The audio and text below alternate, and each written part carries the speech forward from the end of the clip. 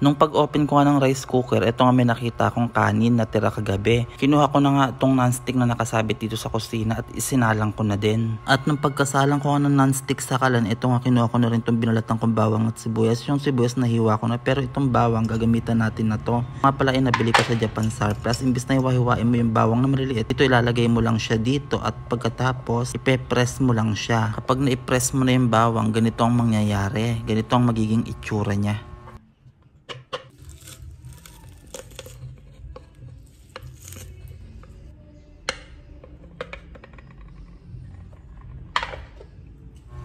At nang matapos kong hiwain yung sibuyas kanina at patapos natin i-press yung bawang dito sa may nabili ko sa Japan Surplus, kinuha ko na nga itong lagayan ng mantika at ito inopen ko na nga din itong kalan. At nung pagka-open ko ng kalan, ito nga nilagyan ko na rin ng mantika itong non-stick na nakasalang. Share ko na nga rin pala itong nabili ko na lagayan ng mantika sa Orange Shop. Ito ay napakaganda talaga. Plastic po siya. Ito po palang takip niya ay talagang mahigpit. Hindi mapapasok ng mga langgam at insekto. Ganyan po pala itsurang pinakabutas niya. At ito po ang kagandahan na to, kahit po itaob mo siya, hindi po siya tatapon. At kahit makalimutan mo siya isara kapag ginamit mo, kahit na mabuwal siya o maitaob siya, hindi siya tatapon. Ito nga ginagawa ko, tinataktak ko pa talaga, hindi talaga tumatapon yung mantika sa loob. At kahit anong taktak ang gawin mo dyan at kahit anong taob ang gawin mo dyan, hindi tatapon yung mantika. At napakaganda naman talaga. Ito nga pala itsura ng butas niya, kaya hindi tumatapon yung mantika kahit mabuwal.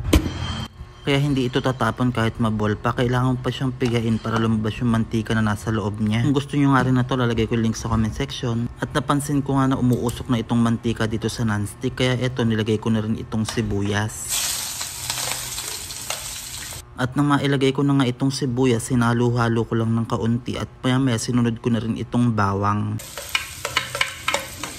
At nang mailagay ko nga yung bawang, ito nga hinalo ko lang na mabuti hanggang sa maging golden brown.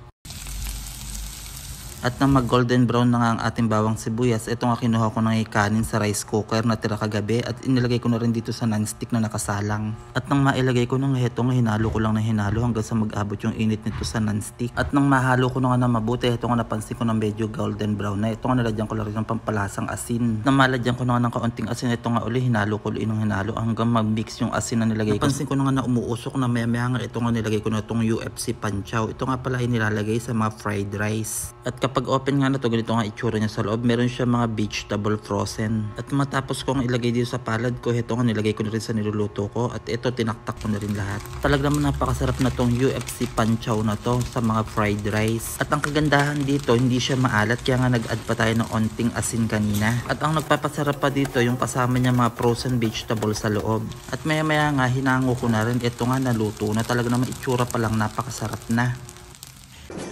Sarap! At nang maluto na nga, ito na nga tinanggal ko na nga sa aming emparidgilin. At ito nga naglagay na lang din ako ng kaunti sa plato. At kung gusto nyo nga rin po palang itry ito, mabibili po pala ito sa mga grocery store.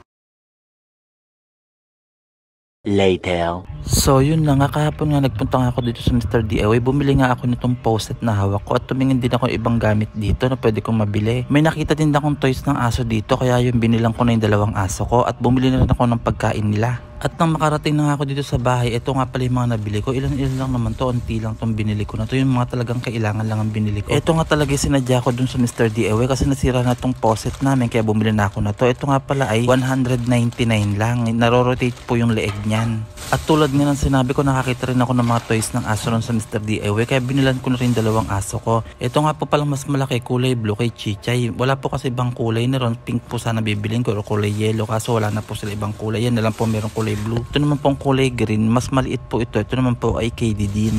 Kaya mas maliit po binili ko kay Didin kasi 2 lang naman po si Didin. 1 year old pa lang po siya. Baka po pag malaki po binili ko sa kanya, hindi po niya makagat. At ito nga rin po, binilang ko na rin po sila ng treats na ganito. Ito nga po pala ay parang sausage. Ito po yung pinakita ko sa inyo sa unang vlog ko. Yung pinakain ko po sa kanila. Ay nahaluan ko po ng kanin at nilalagyan ko ng onting tubig at nilalamas ko po sa kanin. Ito po kasi talaga ang gustong-gusto ng mga aso kong kainin. Kaya ito po binili ko sa kanila. At ito nga inabot ko na ngayon mga toys nila. Itong kulay green, kay Didin ko ibibigay. Mas maliit po kasi. At ito naman kulay blue kay Chichay, yung mas malaki. At ito nga si Didin, kinuha agad talaga naman tuwang-tuwa. Ito kasi mahilig po talaga siya sa laro. 1 year old pa lang po kasi siya. At maya-maya nga lang din pinaliguan ko na din sila. Una ko pa palang pinapaliguan sa kanila si Chichay bago si Didin. Kaya ko pala unang pinapaliguan itong si Chichay kasi itong si Didin napakakulit. Kapag naliligo itong si Chichay, talaga naman sinusundan niya dito sa paliguan. Kaya yon, okay lang na mauna na si Chichay paliguan kasi ito si Didin kahit nababasa siya, at least hindi pa siya naliligo. Kaya yun ang ginagawa ko kapag tapos ni Chichay, si Didin ang hinuhuli kong paliguan. Kaya ito sinashampoo ko talaga sila mabuti hanggang sa bumula yung shampoo nila sa balahibo nila. Para nang sa ganun mawala yung amoy nila at saka mawala yung mga dumi na nakakapit sa balahibo nila. At ito nga habang pinapaliguan ko si Chichay, ito naman talaga si Didin napakakulit. Ito nga ay lapit na lapit dito sa pinapaliguan ko. Kapag pinapaliguan ko pala talaga sila, 2 beses ko silang sinashampoo nang sa ganun masigurado na mawala yung mga dumi na nakakapit sa balahibo nila. Ito naman shampoo gamit ko sa kanila ay talaga naman napakabula. Ito nga pala ay Mr. Giggles. Meron din po pala itong Premium Moisturizing and Conditioner. Antibacterial din po ito, anti-tick and playa. And contains natural organic din po pala ito. Ito po pala ay 500 ml. At ang price po pala na to ay 250 lang. Ito nga po pala ay mabango at mabula, talaga naman sulit na sulit dahil yung amoy po na to ay talagang maabot po sa kanila ng 2 days or 3 days mahigit. Talaga naman ilang araw na kapit pa rin sa balahibo nila ang bango na to. At ito nga din po pala ay contains natural organic na rin. At ito nga rin ginagamit din ko sila ng toothpaste. Ito nga palang tatak ng toothpaste na ginagamit nila Ikutitap. At kapag pinapaliguan ko itong 2 aso ko, hindi ko talaga kinakalimutan na toothbrushin sila. Syempre para pag umahalik naman sila sa atin, mabango naman yung breath nila.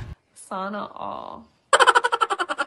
At ito nga, fast forward na nga tayo habang naliligo nga ito si Chichay. Ito naman si Din talaga naman dito ikot ng ikot, talaga naman nagkakandabasa na siya, buti lang hindi pa siya naliligo.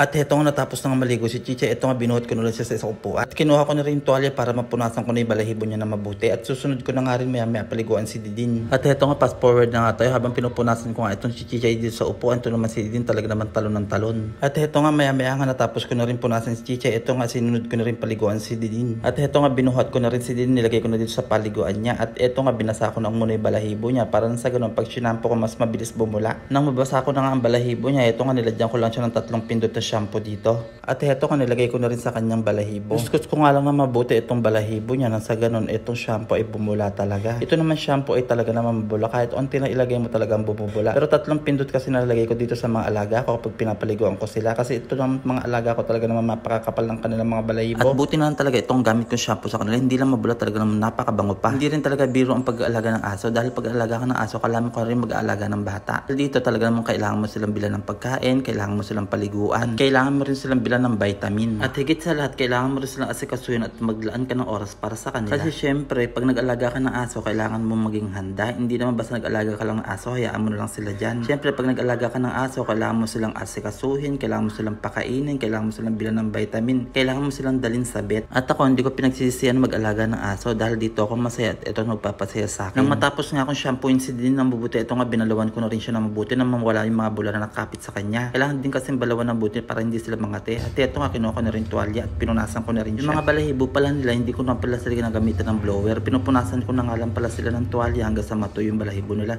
Kaya sobrang init na rin naman ng panahon, kaya hindi ko na ginagamitan sila ng blower.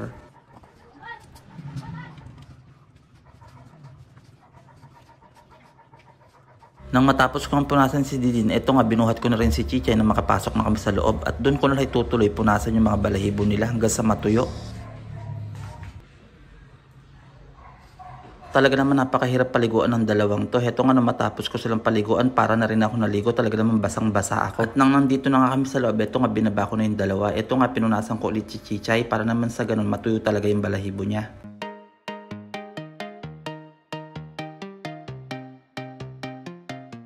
Nang matapos ko ang punasan Chichay, ito nga ginagamitan ko sila ng alcohol na kulay pink. Ito nga pinapahid ko lang sa balahibo nila. Protection na rin para nang sa ganun hindi sila puntahan ng mga garapata o anumang insekto sa kanilang mga balahibo.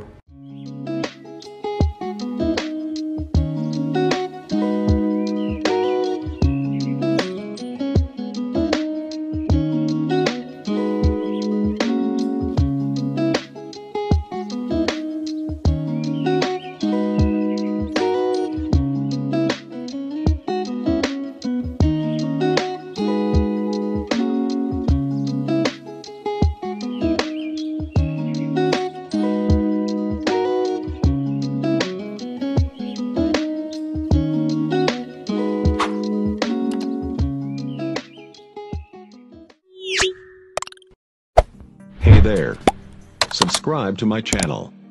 And also press this bell icon.